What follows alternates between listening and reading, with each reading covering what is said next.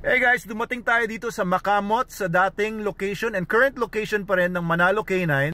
So ito yon, yung Manalo K9, Makamot, Binangonan, Rizal. Siguro marami sa inyo nakapunta na dito. Andito yung dati nating training hall. Nilipat na yon doon sa Manalo Resort Hotel at ginamit para pang bubong naman nung Manalo Unli Sangyup. Ayan, so holiday ngayon kaya wala tayong makikitang mga trainers. Today is June 17, no? So ito, pumasyal lang ako dito para tignan yung mga dogs natin. Ayan, isama ko kayo. Ayun, no? Ayan yung signage natin dito, naluma na. Ayan, may mga model tayo dito. Si Logan, si Pomsky. Ayan, si ano to? Si Loki. Ayan, meron tayong iba pang mga dogs na dyan. Si Dollar ba yun? At saka yung Jack Russell Terrier natin, si Stone. Ayan, no? So binaklas na yung ano natin dito, yung structure. Semento na lang sa flooring at saka konting walls ang natira. Taas na rin ulit ng damo dito. Gawa ng nagtag-ulan na ulit. Ganda ulit ng mga dahon ng mga puno. At ayun yung ating whelping area, oh.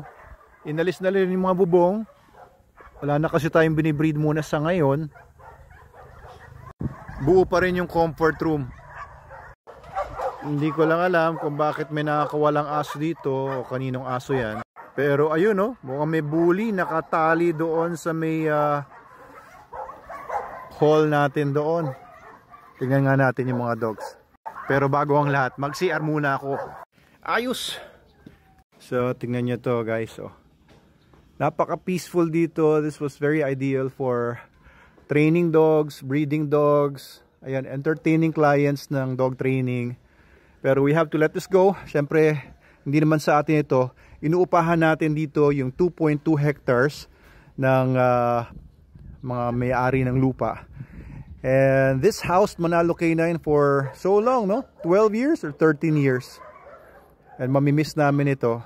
Pero siyempre, mas maganda yung lugar natin ngayon doon sa Manalo Resort Hotel sa Mahabang Parang.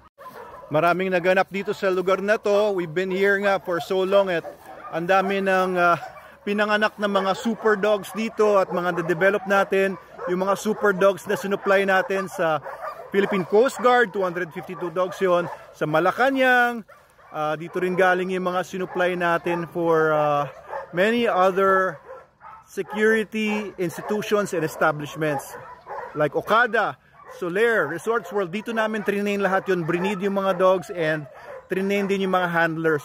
Marami nang dumaan dito ng mga handlers, mga canine handlers, mga trainers. Ang iba nasa ibang mga bansa na ngayon. Ito, may mga dogs tayo dito. Ito yung mga gusto kong tignan na aso. Ayan, oh. Hey guys! Hello doggies! Ito yung mga gusto kong makita mga aso. Eh guys, naku, ba't nagsiksikan kayo dyan? Ako, papaayos ko to. Papalipat ko sila. Kasi mga cages yata nila nailipat na dun sa kabila. Ayan, unti-unti na kasi tayo naglilipat doon sa Manalo Resort Hotel. And ilan sa mga dogs natin and trainers nandoon na sa Manalo Resort Hotel. So ilan na lang ang mga natitira dito, kagaya ng mga Pomsky natin na yon. And eto, anyway, maingay doon. Dito may nakahiwalay na isang American Bully ba to? Hello! Mabait ka ba? Ha? O, mabait eh, no? Pero guys, never trust dogs na hindi sa inyo. Kasi may mga dogs na mukhang mabait, no? Yung pinapakita naman ito, maganda naman, nagwawag yung tail niya. Ayan, no? Pero I don't touch dogs na hindi sa akin. Pwera na lang kapag nasimulan ko na yung bonding moments namin. And usually takes a few minutes to maybe an hour or two. Okay, paamuin natin yung kamay natin. Good. Good boy. Good boy. Very good. Very good. Mukhang seryoso eh. Ha? So itong aso pala nito, sabi ni Cesar, ay wala nang may-ari nito. Iniwan daw ng may-ari sa taas. Ano to, buntis? Opo. Sino nakabuntis sa kanya? Yung mga Askal din po. Oh, hindi mo ikaw eh. Ba't parang masyado kang guilty? Mga askal din daw dyan sa taas. Maganda yung tsura nito. Brindle. Pinangalanan ko yan. Anong pinangalan mo? Ha? Si Gordona. Gordona? Kasi kawig ni Gordon. Yung kulay. Nandito tayo sa client dogs area.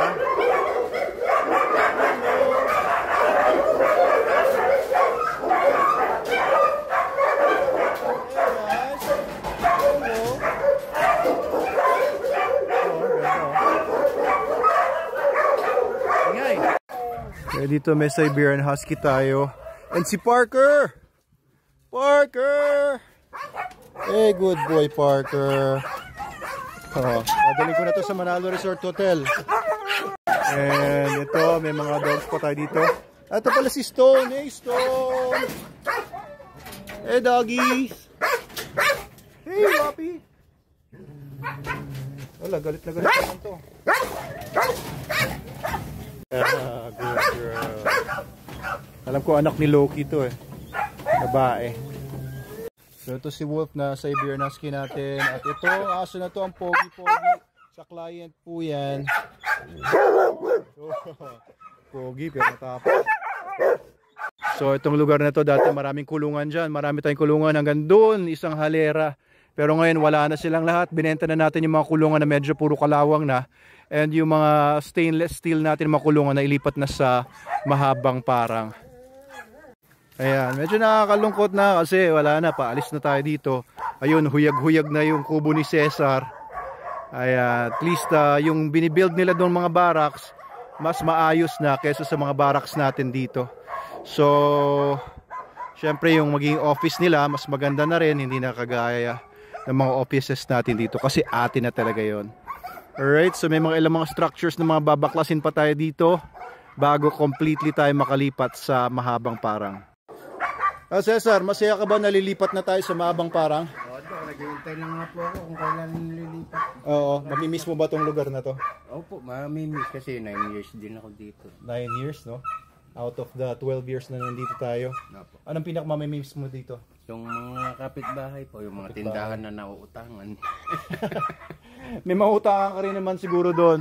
Pero ayan, medyo hinuhuyag na namin lahat. Ayan, medyo dinidemolish na namin yung mga structures dito. At hinihintay na lang yung mga pag-deliver ng mga trucks natin doon sa bago nating site.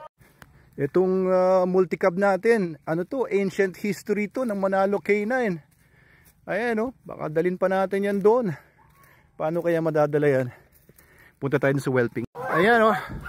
Ayan, hinuyag na yung mga bubong. Wala na mga bubong.